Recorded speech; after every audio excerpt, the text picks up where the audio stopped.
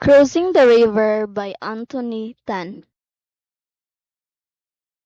Came upon a river, shrouded in mist, too early for bird call or wing beat, too early even for wind.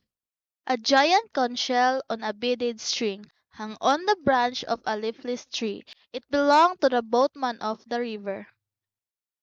With little energy, I blow it long and thin, remembering what I have been taught, cupping it between my delicate hands.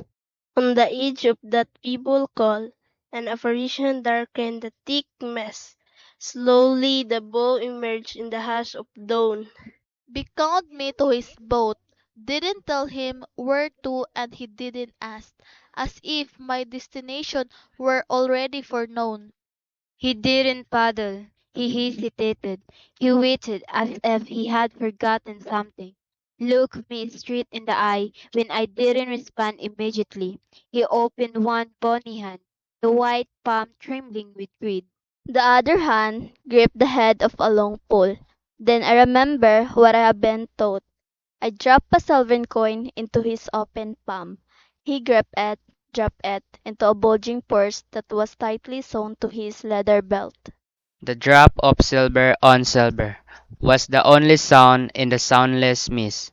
Only then did a fugitive grin light up his face. Only then did he strike the murky water with the pole. There was no one to say goodbye to.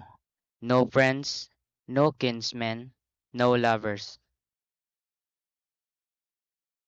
The gurgle in the wake took the place of words. The boat moved towards the other bank, where he had unloaded his boat of so many strangers.